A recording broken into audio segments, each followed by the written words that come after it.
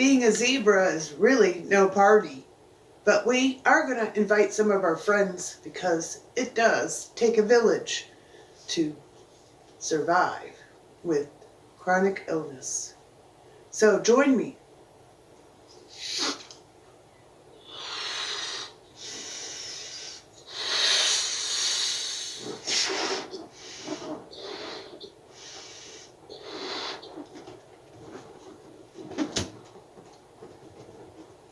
You know, sometimes when you go to the doctor, they keep telling you things that are considered gaslighting, running you in circles, not giving you answers.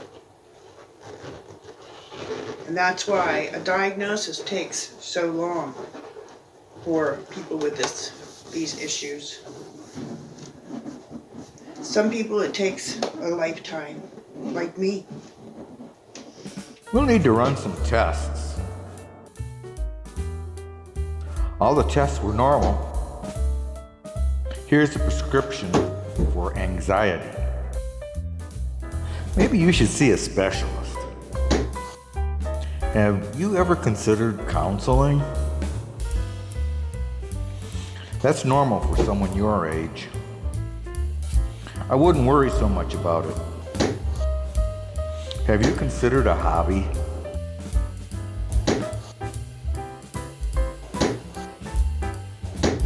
If you don't take your medicines, you won't be eligible for a heart transplant.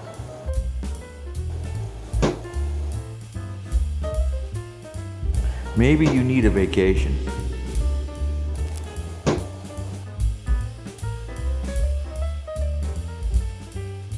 Maybe it's time to get a new doctor, you think?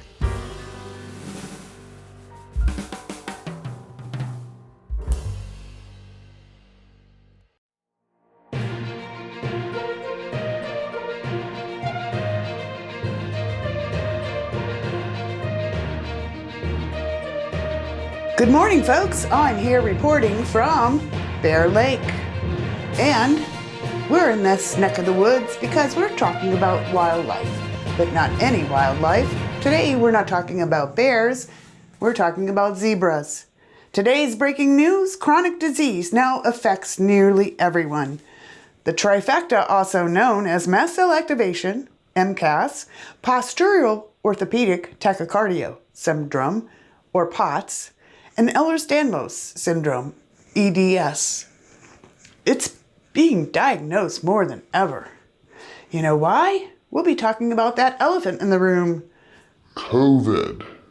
A lot of people have had experience with it, either that or they've been sick. And now they don't understand what's going on. They're sensitive to so many things, including foods, smells, and other sensitivities they've never had issues with. Let me tell you a little secret. You're dealing with mast cells. So what I have to tell you may help you, and it won't cost anything.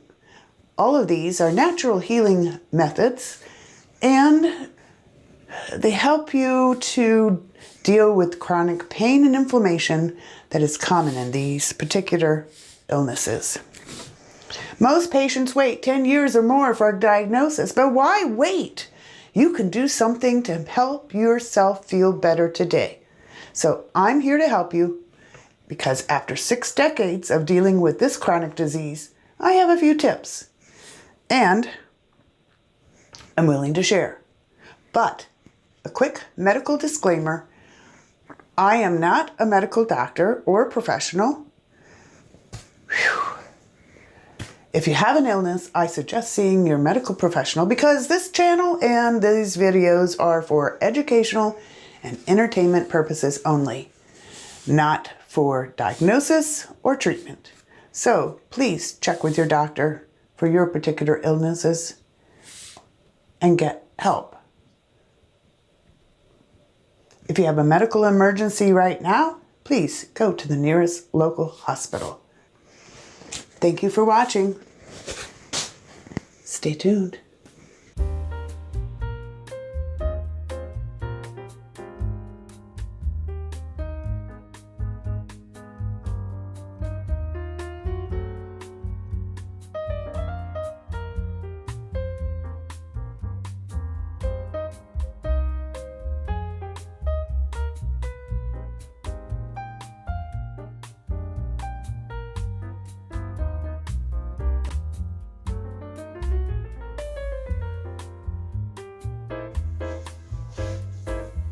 Hi, I'm back in the kitchen again. It's been a while, but I've been recuperating from what is known as a hiatal hernia, which I got into trouble when I was doing the sourdough and the freshly milled flour. The sourdough is fermented, and it's a no-no for someone with histamine issues. Well, it irritated my esophagus, combined with the fact that I've had a lot of abdominal surgeries due to my delicate condition. And that scar tissue has become problematic and has caused me issues. But I've been seeing my chiropractor and she's been helping me tremendously. But in the meantime, I made this chicken soup that I canned. It's the second batch. I went through a lot of chicken soup as I was healing because the only thing I could eat since Thanksgiving has been either soup or scrambled eggs, soft foods, very soft foods that I've made myself. I have been not doing so well and lost quite a bit of weight, so I've had to take some time off. And I hope that you can appreciate this time I needed. And I appreciate you for hanging in there and waiting. It means a lot. Thanks. But on this channel, the chef in the kitchen will be doing different food items such as canning, cooking, definitely from scratch. And next week, the project will be sharing how I made this elderberry syrup. It is all natural, made with herbs and honey and a little bit of brandy for preservative. This is something my husband loves. I personally have a recipe for a non-alcoholic version, but I'll be sharing this one with you next week and the recipe and how I made it. So come back and join me in the kitchen for some natural healing. Thanks for coming by.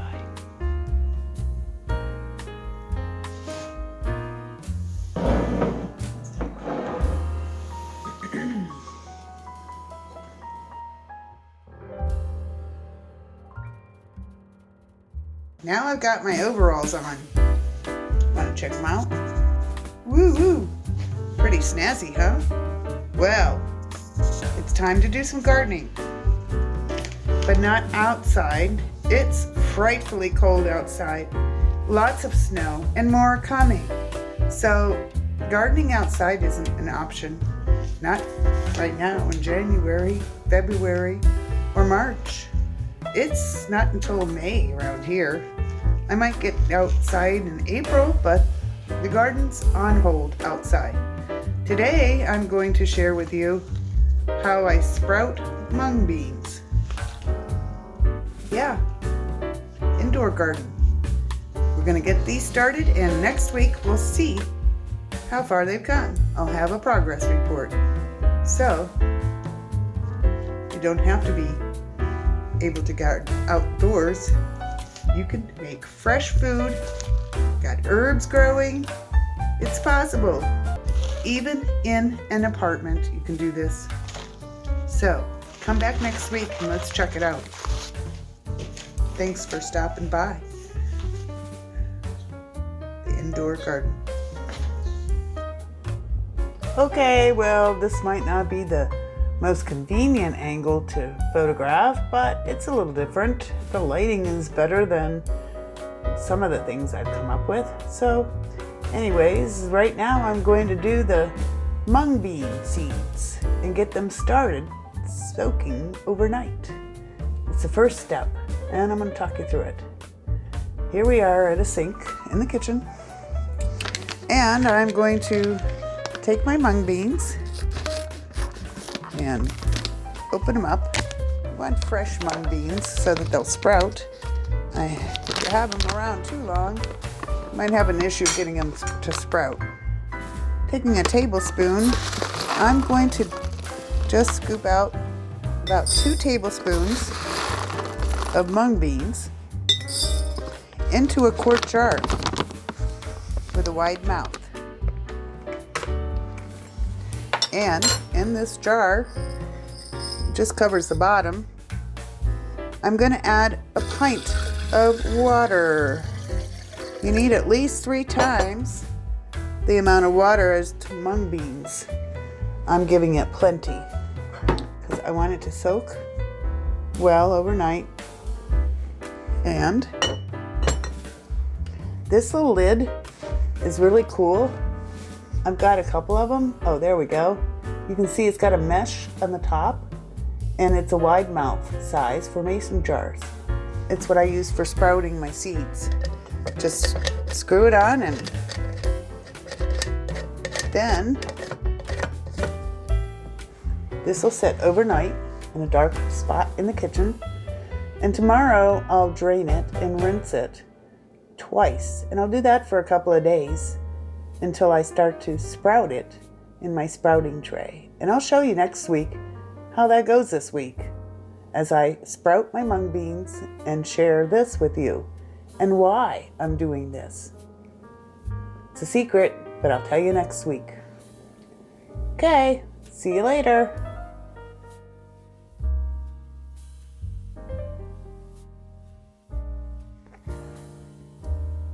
Hi, now I'm in the studio. Now it's time for the artist to come out. This is my sanctuary where I find peace and I calm my nervous system. I find that the creative outlet is great. It depends on what you like to do that's creative, and do it. It's a matter of finding that one thing that you could do for hours and not even realize that a minute or two had passed, or an hour. You just lose track of time. That's your passion, and that's what you should spend time doing. Make sure to frame out time in your schedule so that you can use it for your creative pursuits. Believe me, it's important. Stress is the number one killer after medical errors or accidents or the typical type things. Stress is a killer. It definitely can keep you in the sick room. It plays havoc on the body. Anyway, my latest masterpieces turned out to be nothing but food for the garbage can. Usually I keep going and I learn from my mistakes. But after not once, but twice having botched the background, I just couldn't continue. I struck it up to just one of those paintings. Well, this week I had an inquiry as to commissioned work. And I offered to bring my portfolio. But sometimes I don't think before I speak, because my portfolio is huge. 3 separate portfolio binders, and that doesn't include the pictures I've framed. So the more I thought about it, the more I thought I should do it digitally. I photographed these pictures before as I painted them, but I thought maybe a project would be over the next week to take pictures of all of the completed paintings that I've done to share with this individual, along with one of the smallest portfolios and just one, with some of the paintings I think might really be what she's looking for. She kind of gave me a little bit of an idea of what she wanted, but I needed more input, and I felt that maybe if she saw my portfolio, she'd know what I like to paint, because all she's seen is one painting that I did of the blue Himalaya poppies, and she didn't know if I did anything but flowers. Yeah, I do. Mostly flowers and wildlife and pet portraits. I've done a few dogs, pet portraits. So I like to paint those type of things. But she's asking for a small painting and I think multiple that she can do in a group. So that's my project for this week in the studio, is to digitize my portfolio and put it on my clocky thing. I don't have a cell phone, like a smartphone, but I do. I use it as a camera only. No cell phone for me. No, thank you.